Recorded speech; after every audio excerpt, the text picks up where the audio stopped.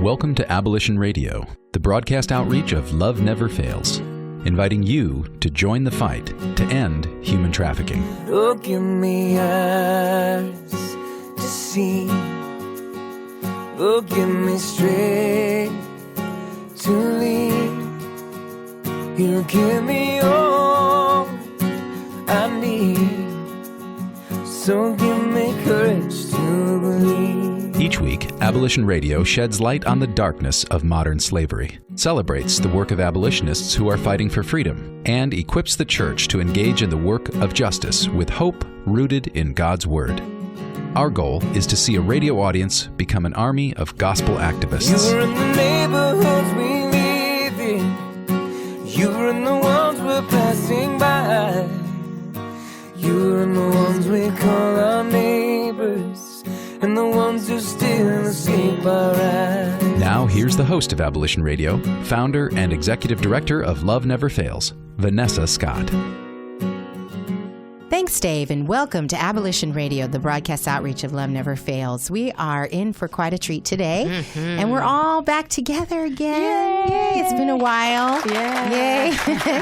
It's been got Jarrell in the room. Yeah. Yes. It's been quite an event or a series of events over the last couple of weeks. Yes. We had an awesome Love Never Fails benefit concert last weekend. Yes. And we're just kind of still glowing from that. Exactly. But anyway, I'm here. Do you hear that voice? That awesome voice that's coming over? It's from my partner in Justice, Benita Hopkins. Hey, everybody. Hey. So also in studio with us are some awesome ladies, actually angels, really, from Richmond, who are doing some amazing work, getting homeless back to work, and also just building them up and helping them to know how valuable they are. And with us are Yvonne and Chi Nair from Saffron Strand. Yes. Yay! Yay. Thank you. So, we're going to talk a little bit about their organization, how it came to be.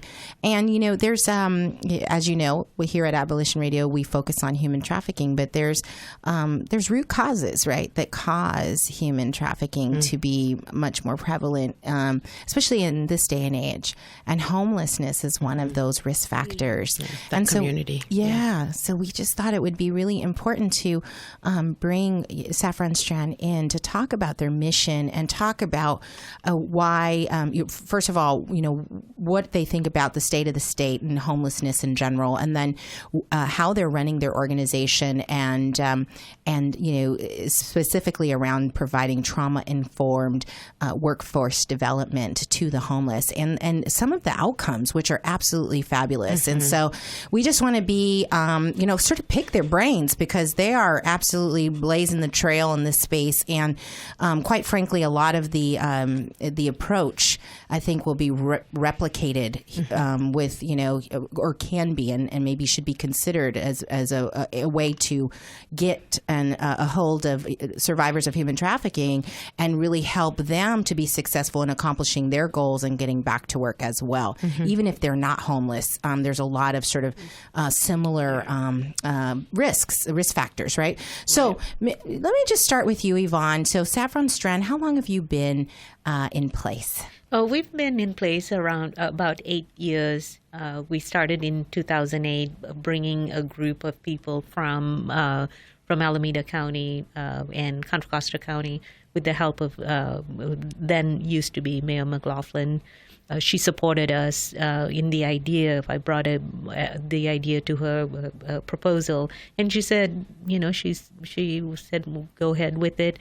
She brought people, recommended people to sit at the table, and so at my kitchen table, literally, we sat around our kitchen table and flushed out Saffron Strand. We had 13 people from the two counties, and we pulled the program together, and by 2009, we had a 501c3. Wow. We had a very small space with 4 computers, but the place was always full because that was needed. And one of the things we did was, even before we started Saffron Strand, we had focus groups. We went to actually homeless people and asked if we had a training program where it's a staging area for you to practice your work skills, intentional community setting where people support you and empower you. There's no hierarchical setup where, we all sit in the same area, we have same computers, same chairs, we eat the same food.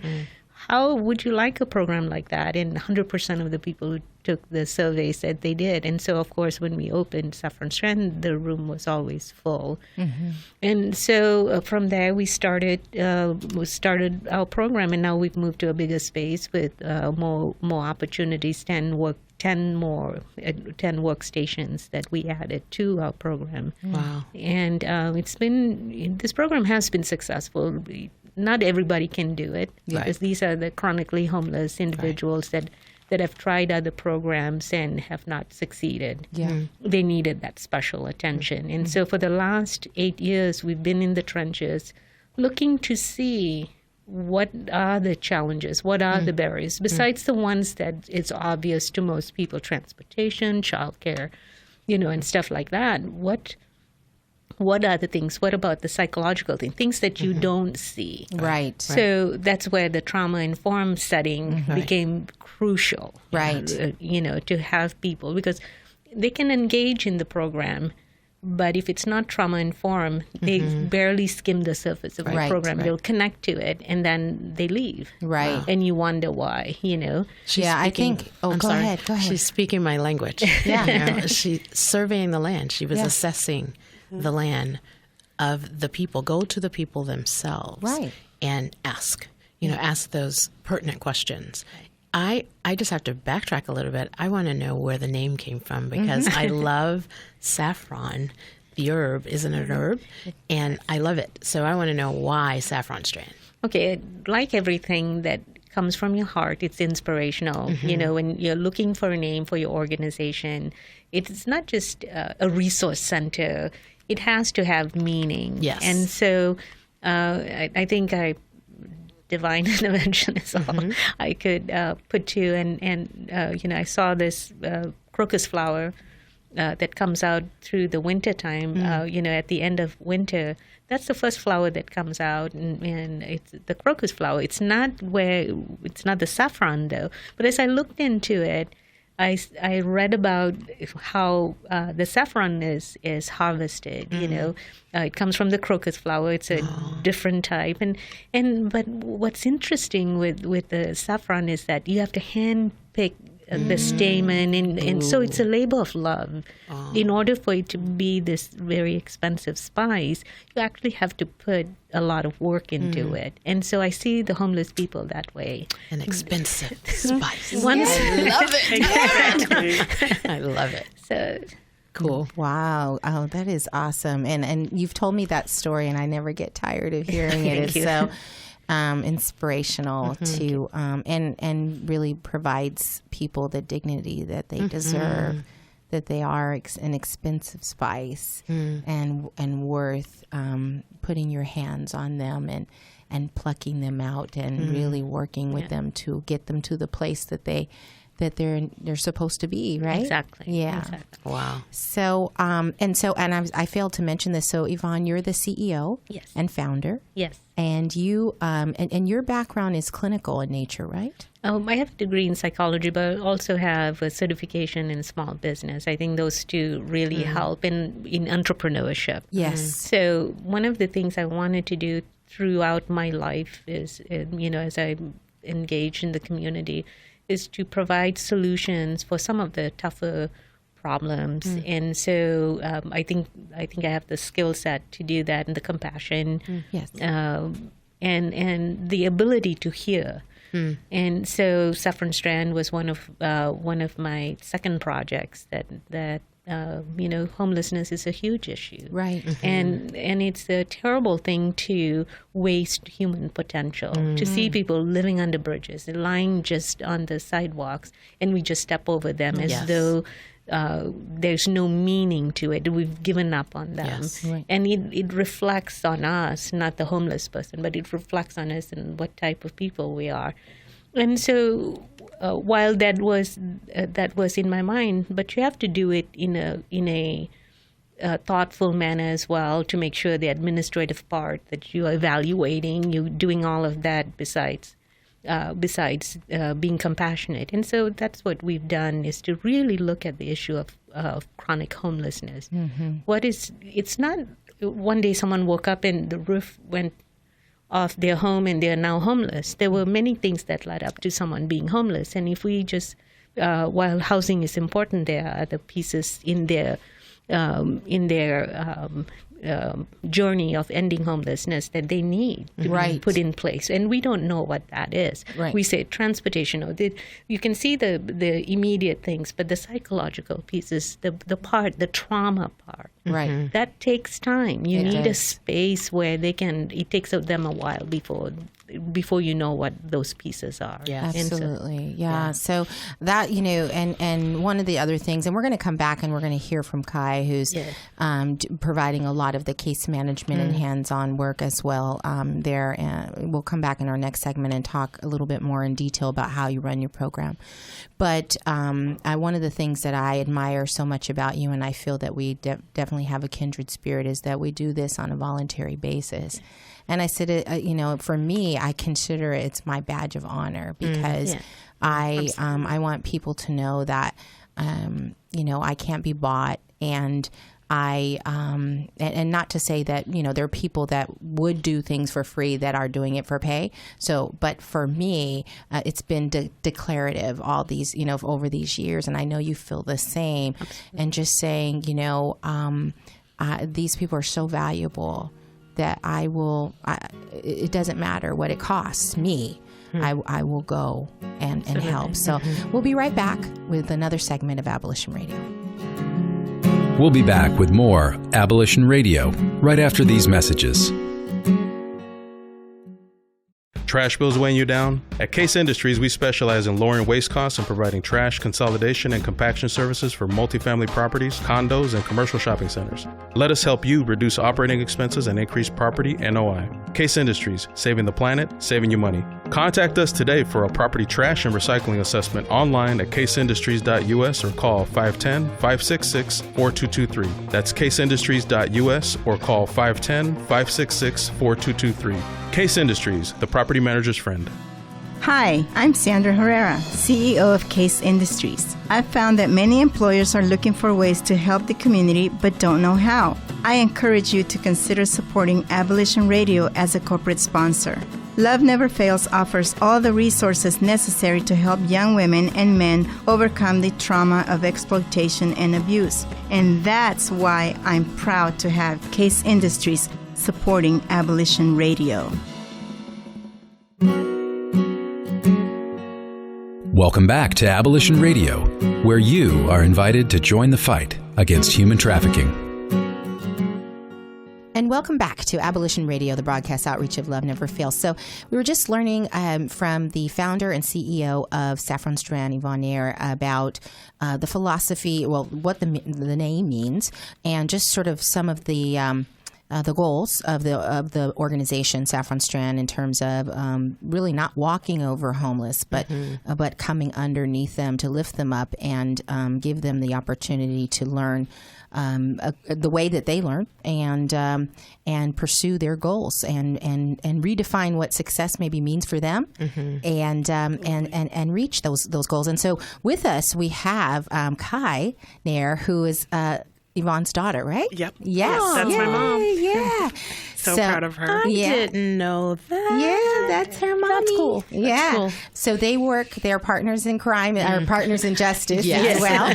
Yes. We used to call ourselves partners in crime, and we switched had it to up. change that. So partners in justice there at Saffron Strand in Richmond, and Chi is providing a lot of the day-to-day case management, and you also have a clinical background as well. Is that correct? In school, I study a lot of the behavioral psychology and those kind of things. But I'm actually in the justice part. So I'm a dispatcher. So emergency dispatcher. So I see a lot of the firsthand trauma. The trauma. And how people do become homeless, because you see the patterns of domestic violence that and abuse at home and the trafficking. You see that directly in everyday work. So. Right. And so you kind of take what you see there and some of the, obviously the experience that you've had, you and your mom, and apply it also on a voluntary basis there at Saffron Strand, and working with the folks that are coming over to do workforce or to do job training, right? To do job training. Yeah. So we try to prepare them, their skills, to be more of a working in the workforce versus the skills that you have that you get because you're living on the streets doesn't automatically translate into work skills. Right. But they're still using them. Right. So trying to kind of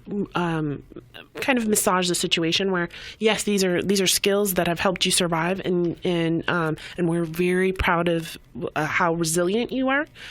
But let's look at it as let's change a couple different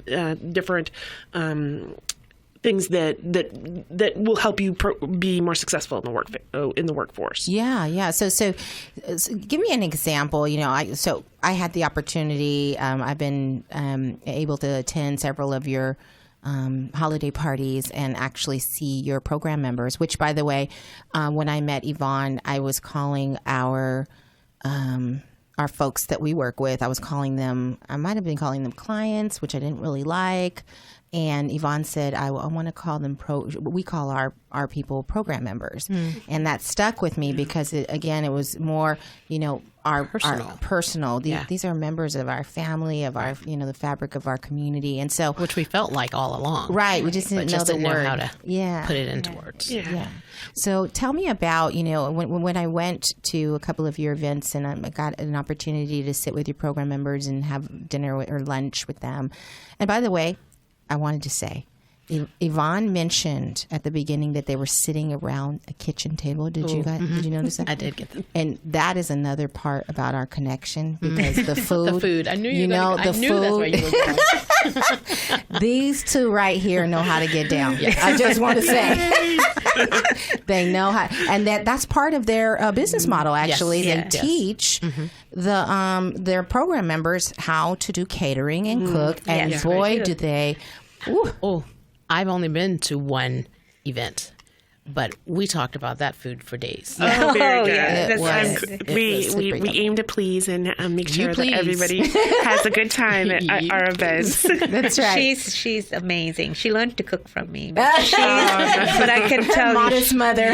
She's taken off. Oh my gosh! No. Some my of mom's her still the best cook. No, before when she cooked, the parts that I would help is the salt, because from many years of cooking, I could tell when something is not salted enough or spiced enough just by the smell. I'll tell her, "Oh no, it's not done yet," or "You need to put." She'll look at me and say, "Well, Mom, how do you know that?" I said, "By the smell." She's got it. She's got the smell now. Huh? Yeah. Wow. That was just a little side note. That's a side note. Sorry. Yeah. So we digress. Sorry. We need to talk about the food. That's right. Food is important. Okay, going back to trauma-informed care. Hey, that can really minister to somebody. That's right. Yes. That's right. Well, actually, we do a lot of our learning at the lunch table.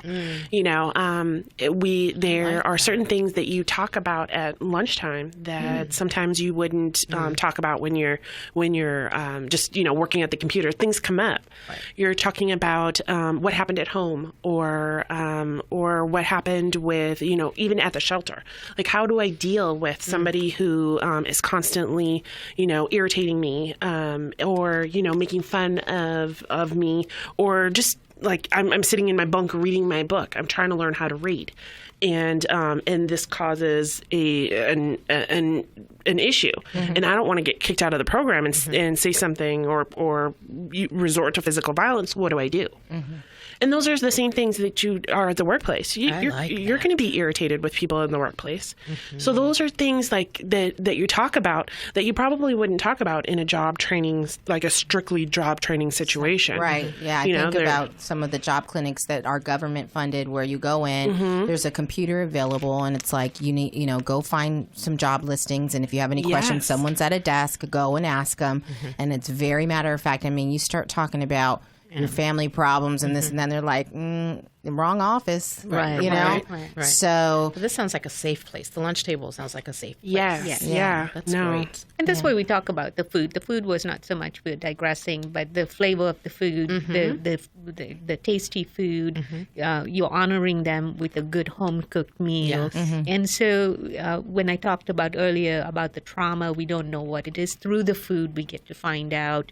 Their trauma during lunchtime, and they're eating the food. It seems like it builds trust. Yes. And we're sitting as a family, and immediately things will start pouring out of them, and we have more solutions or more knowledge about what their trauma is through lunch than any other time.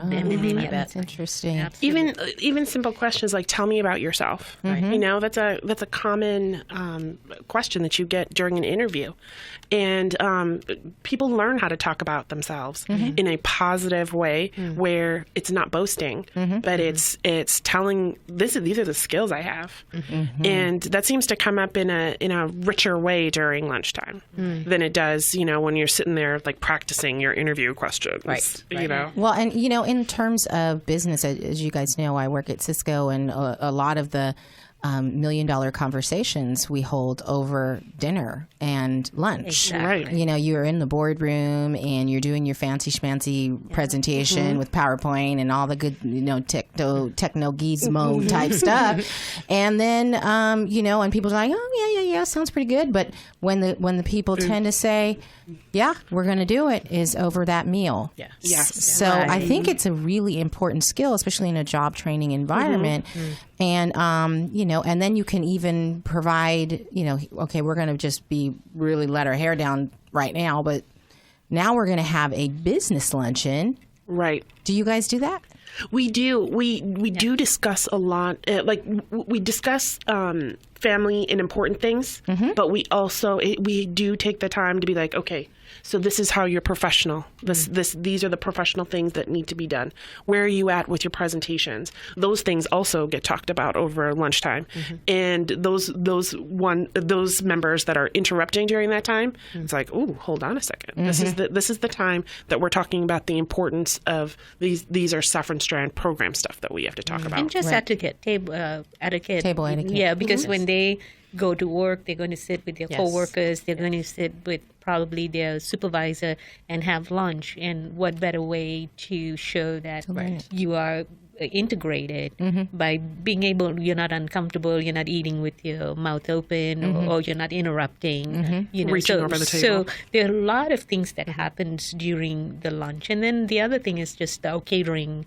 We have our catering. We teach them, you know, the way you set How to prepare it. How to prepare it. Yeah, So I want to actually talk some more about that because I just think that what you're doing with the food is kind of like art therapy. Yes, and it is. I don't know. So we got to go to our next segment, but I'd like to dig into that a bit and also some of the things that you do at your conference. So we'll be right back with another session of Abolition Radio.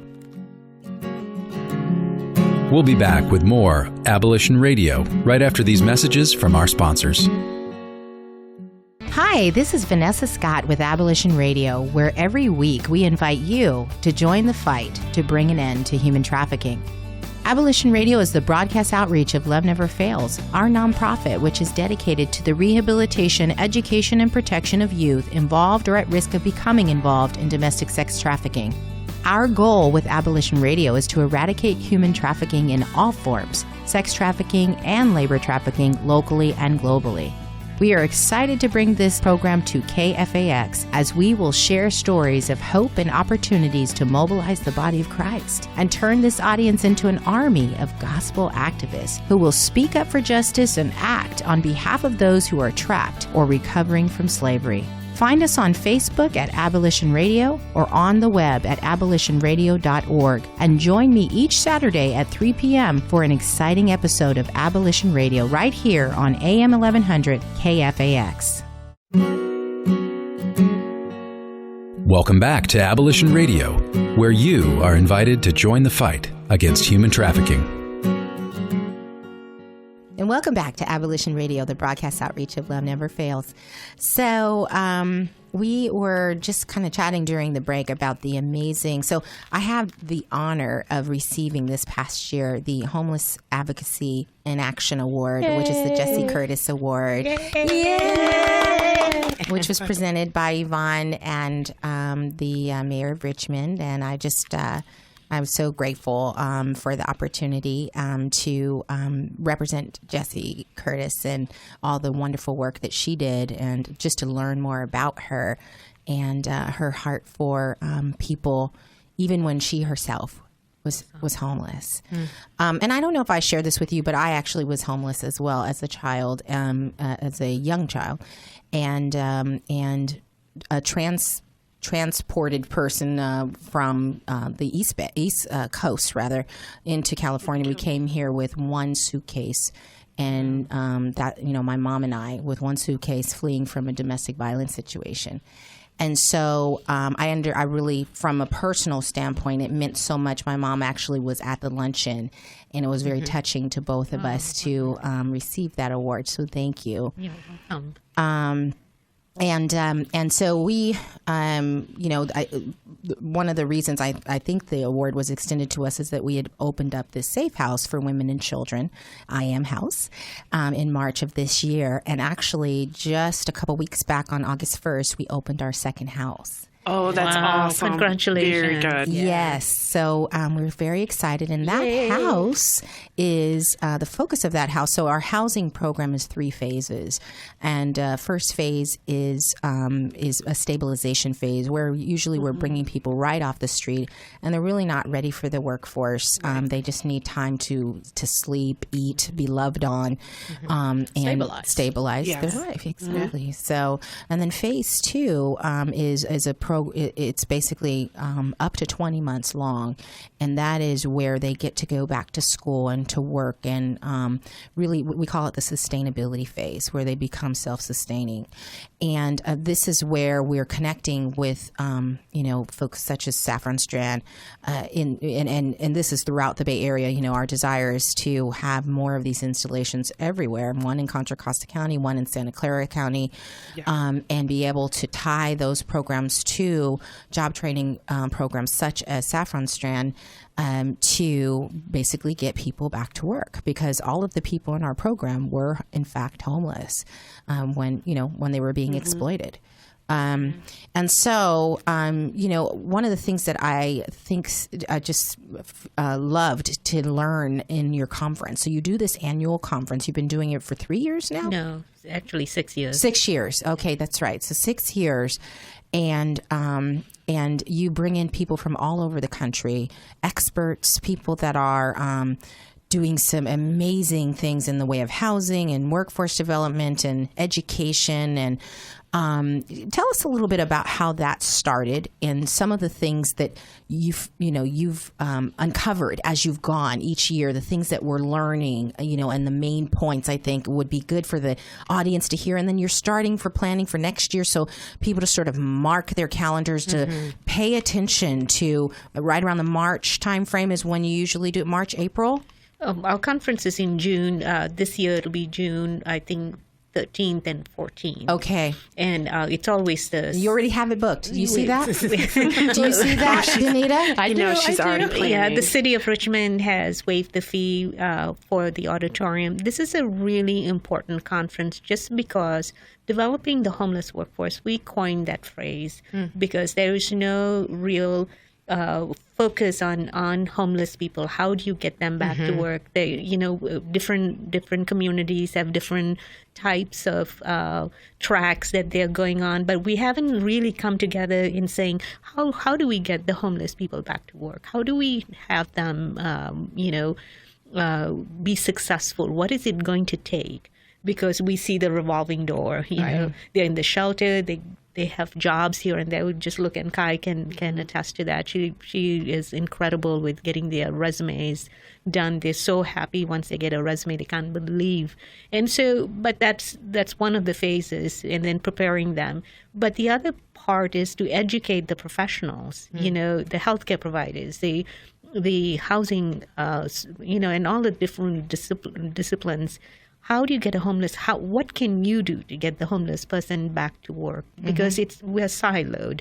Even though we talk about continuum of care, we really don't have that. And especially when it comes to employment, very few people know what it takes. And so in the last 8 years, we've steeped ourselves into trying to understand how to get the homeless person back to work. It wasn't enough just to have our laboratory, so to speak, at Saffron Strand. What did we learn from that? And who are the experts out there that can bring the focus and connect to it, right? Connect to it, exactly. And provide a platform for you to actually accomplish the goal, right? Absolutely. And so the first year we did it, of course, it was kind of hit or miss, because there was no track. People had a piece of employment in their healthcare conference or in their housing conference, but there's nothing in the nation where we focus on employment for the homeless. We have workforce development conferences, but that's for everyone. But just for the homeless, we don't have it. And this is a population that really needs it. So we decided, why don't we do this? Whatever we are learning from Saffron Strand, that is the inspiration to do the themes and what kind of training that we provide at the conference. So we become the experts at developing the workshops and also the awards. And we're so honored to give you the award, Vanessa, because it's people like you who make the difference. You get in there, you see an issue, you're not waiting. And you're not waiting for someone else to solve the problem. You got in there and did it. Like you said, as a volunteer, it's a badge of honor. You went ahead and you did it, and you picked a tough cause to do this work. And it's people like you that inspire us to honor you at our conference. It was amazing. And so there are many people in our community that we award this. You don't have to have a 501c3. If we see that you're doing a lot of work, and someone has recommended you, will honor you. Just like Jessica, she was just a humble woman who was homeless herself. And she was able to reach out and help other people. And that's the spirit of the Jessie Curtis Awards. We give it to individuals who are doing work quietly behind the scenes, or maybe loudly too, but it's fine. So, speaking of me, right? I knew that's what she meant. Or maybe loudly. That was good. That was really good. That was really good.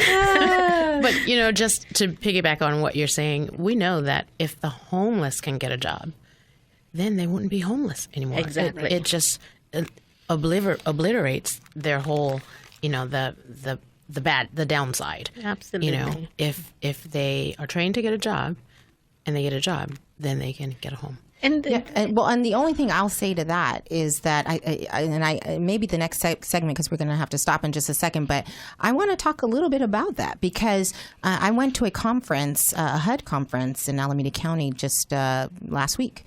And there was a lot of discussion about transitional housing and long-term housing and rapid rehousing and the cost of housing. Yeah, so hard. And in our area. And so what we're finding is even people that you employ at $10. That's true. Let's think about the minimum wage. It's $10 an hour. Yeah. You're making $400 a week. That's $1,600 a month. Right. And the rent is like right there. $800 at least $800 for maybe a room for rent. Right. And then whose house are you in, and how are they taking advantage of you, and do you have access to a kitchen that's, so there's so many things there. So I want to explore that a little bit. That is true. So we'll come right back. No, I mean, it's I think getting the right kind of job at a reasonable pay is, and job training is what's going to get us there. So we'll come right back with another session of Abolition Radio.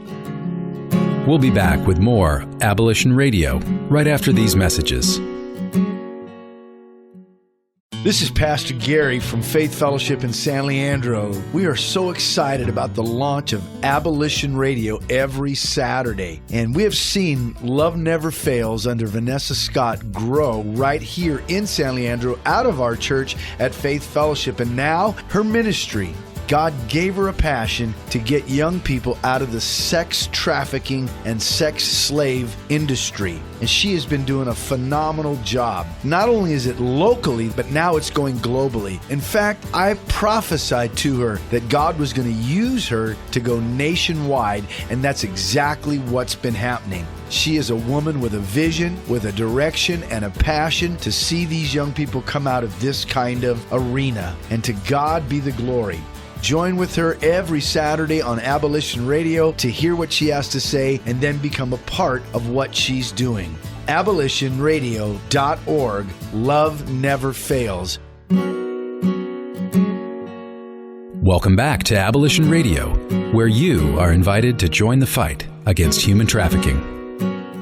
And welcome back to Abolition Radio, the broadcast outreach of Love Never Fails. So we were just talking during the break about some of the cases and experiences, really, of program members at Saffron, and some of the outcomes that they've, been a witness to, or influenced, or created, and helped create with their program members. And I thought it would be good for you as a listening audience to hear a little bit about, first of all, the program, the length of the program and the kinds of daily activities that you do. And then, of course, maybe some examples of things that you've observed, Kai. So maybe you could take us through a couple of scenarios.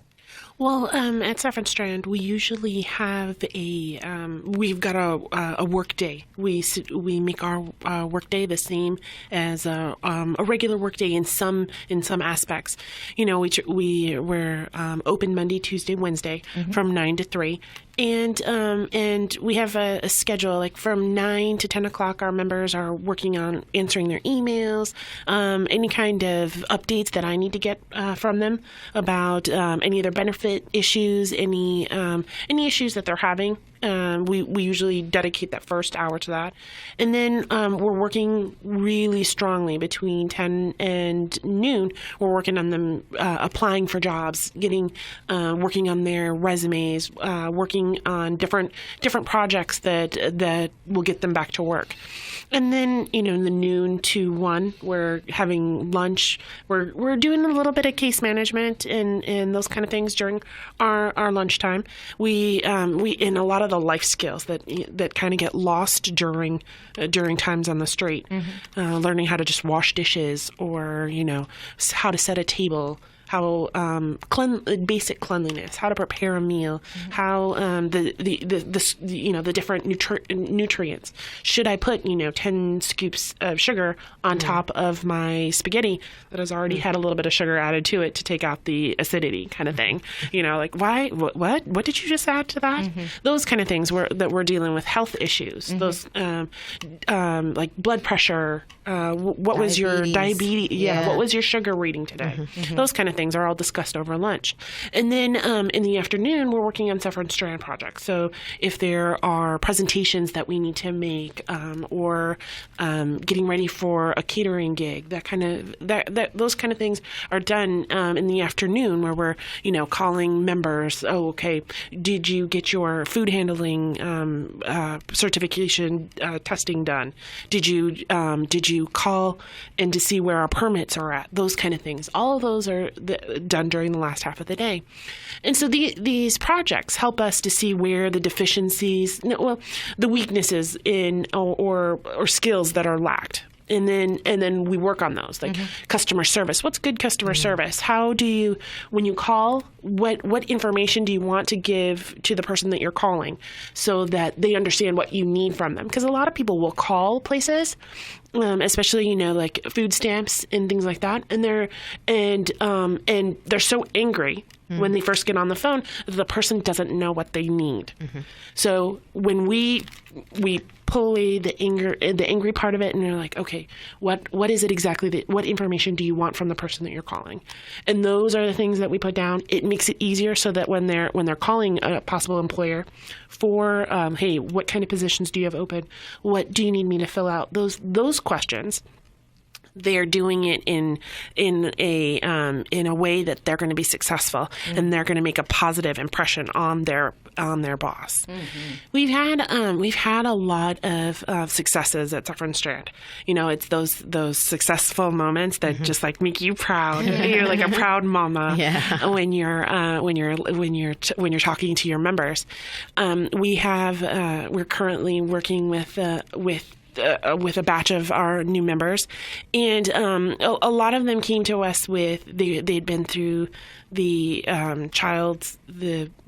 foster care system, and they came out of high school with a high school diploma, not being able to read, somebody handed you a diploma and said, "Hey, I'm sorry that we shouldn't be graduating you, but you're too much of an issue in school that we're just going to graduate you," right?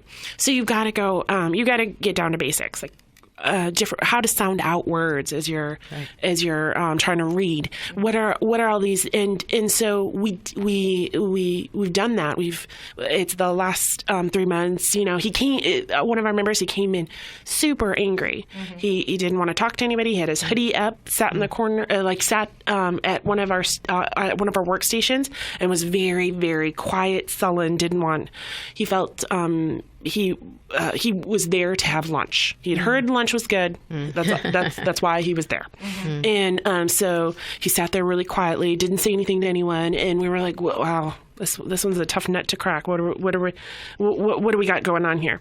And so, he over lunch he found out that we were volunteers, and he was like, "Oh wow, you're not paid to do this," and that kind of that angry exterior kind of started and he's like, "Oh, okay."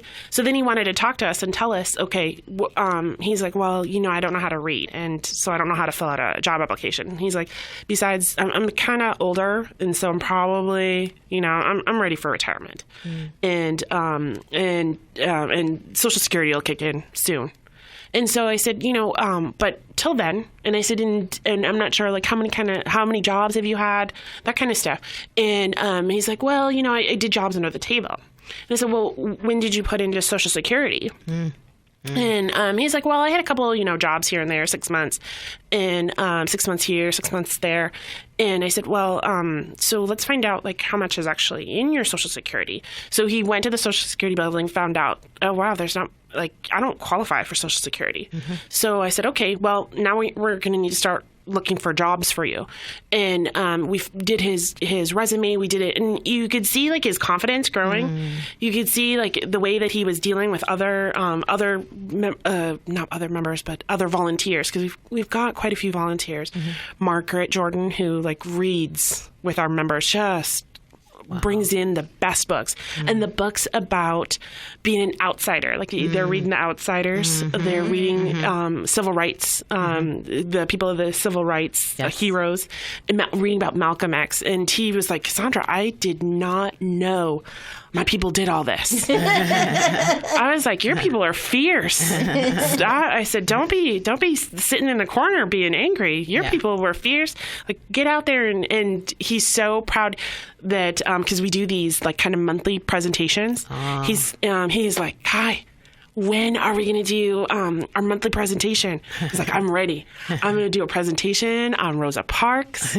I'm going to do a presentation on Malcolm X, and I'm going to tell how he rejected about nonviolence." And he goes, "And then I'm going to talk about Martin Luther King and how they're different." And so to hear him talking about that when he could barely read a couple months ago has made me that's my inspiration to when they're calling you on the weekends and being like, "Miss Chi, I don't know, I'm going to get kicked out of the shelter today," and you're feeling really down low, or you've listened to these to the stories of people who it's not going well for them at that moment, and you hear this story and it really picks you up, and you know what you're doing. Makes a difference. That's awesome. I have a few minutes to just summarize a little bit of what she said, where the work. So in the work structured day, they're learning how to use computers. They're learning critical thinking skills. So through the different activities Chi does with them, the first part of the morning, they are using their computers, they're using their emails. And so we're teaching them how to, technology, as you know, it's really important. They have to know how to changes. It's changing, and it's so rapid. And a lot of our seniors that are coming there who are homeless don't even know how to turn on a computer. Right. So they're at a huge disadvantage. And so that's what Kai helps them do. And she's so great at really reducing their fear of the computer and the patience. She's amazing how she gets their trust. Yeah. And then so that's the first part. The second part is identifying what are the resources, and she touched on that, where rather than screaming on the phone at someone, ask the questions, and so de-escalate their anger and get them to ask the right questions so they can continue their benefits and not get rejected. And so during the lunch, she pretty clearly said that. And then the last part, working on Saffron Strand projects, those are critical thinking skills. And sometimes they do projects that they have to come up with a budget. And so if it's a fundraiser, they would say, I'll say, well, why don't we make something like 1,000 or 2,000? And they'll say, no, we want to make 25,000. And so if the tickets are $10, and how many people need to come to the event, They're able to back into it. Yeah, and they're like, oh, okay, let's do it $500. Because we can't get there. So these are some of the things behind the background. We have activities going on that is happening. That's so wonderful. Yeah, so we're going to have to break, but I think it's, I just want to, again, thank you both for your wonderful service to so many, including Love Never Fails. And we didn't get to touch on it, but there's definitely this cross section in between human trafficking and homelessness. And Yvonne was sharing during the break that some of her program members have dealt with being trafficked, and because of the work that we're doing together, and also collaborations with other local agencies, there's this awareness now that this is a trafficked situation. So we're going to continue to do that, and we look forward to coming back to you and telling you more about what we're doing there. So we'll be right back with another session of Abolition Radio. We'll be back with more Abolition Radio right after these messages from our sponsors. Trash bills weighing you down? At Case Industries, we specialize in lowering waste costs and providing trash consolidation and compaction services for multifamily properties, condos, and commercial shopping centers. Let us help you reduce operating expenses and increase property NOI. Case Industries, saving the planet, saving you money. Contact us today for a property trash and recycling assessment online at caseindustries.us or call 510-566-4223. That's caseindustries.us or call 510-566-4223. Case Industries, the property manager's friend. Hi, I'm Sandra Herrera, CEO of Case Industries. I've found that many employers are looking for ways to help the community but don't know how. I encourage you to consider supporting Abolition Radio as a corporate sponsor.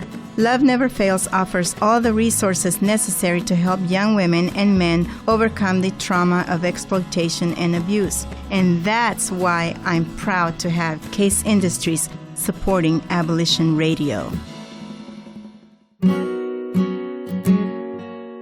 Welcome back to Abolition Radio, where you are invited to join the fight against human trafficking.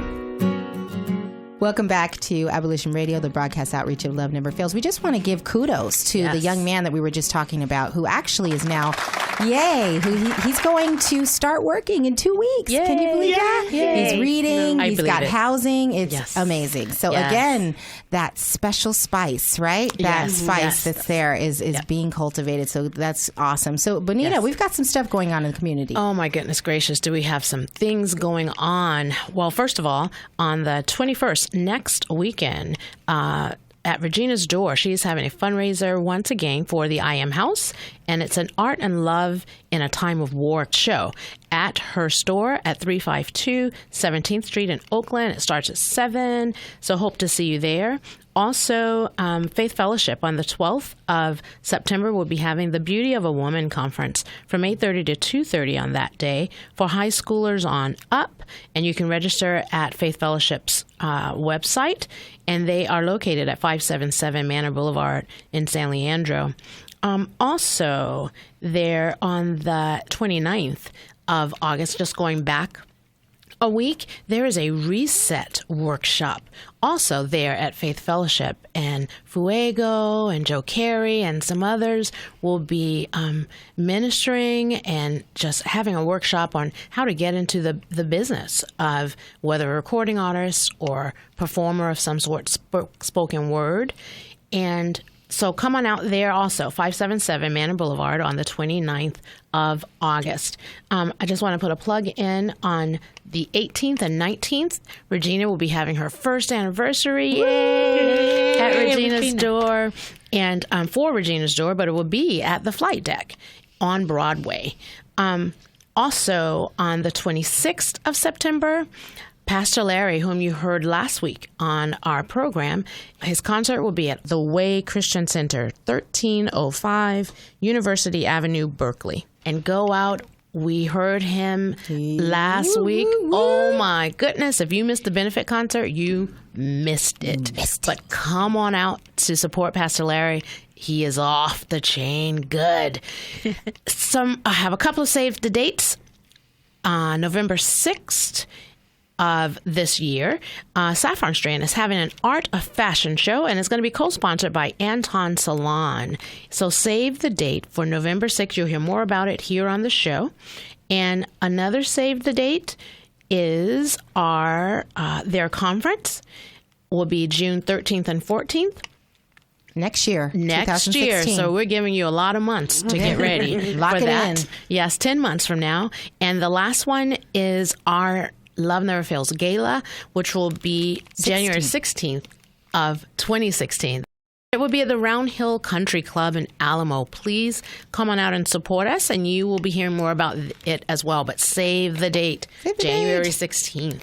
And so thank you so much again to Yvonne and Chi for coming on, for all you do. We just love you to death. Mm-hmm. So. And thank you, Vanessa and Bonita. You are inspirational ladies, and got to learn even more about you, Bonita. So thanks for having us. And very quickly, if you want to get in touch with Saffron Strand and you want to go to our websites, it's www.saffronstrand.org. Woo! Yay! All right. Thank you all. And we just always want to end our show with a very important message, and that is, you are loved. Thanks for joining us this week on Abolition Radio. We trust that you've been inspired by these stories of hope and survival, and that you'll accept our challenge to get involved by contacting us at abolitionradio.org, by liking and sharing our page on Facebook, Facebook/Abolition Radio, or by making a contribution directly to Love Never Fails. Abolition Radio is the broadcast outreach of Love Never Fails, which is a donor-supported, nonprofit ministry that Vanessa founded as a way of directly impacting the lives of young people who are trapped in or at risk of becoming involved in sex trafficking. This broadcast needs your involvement and support. To find out more, simply go to abolitionradio.org and click on Love Never Fails. Today's program was brought to you in part by Case Industries and with major support from the staff and membership and donors at Faith Fellowship Church. Our theme song, Courage to Believe, is by Justin McRoberts. Hear more about his passion for justice and art at justinmcroberts.com. Our audio engineer is Jarrell Martin, and this is Dave Naderhood. On behalf of Vanessa, Benita, and the whole team at Love Never Fails, thanks for listening, and thanks even more for taking action to help set captives free. You're in the neighborhoods we live in. You're in the ones we're passing by. You're in the ones we call our neighbors, and the ones who still sleep our eyes.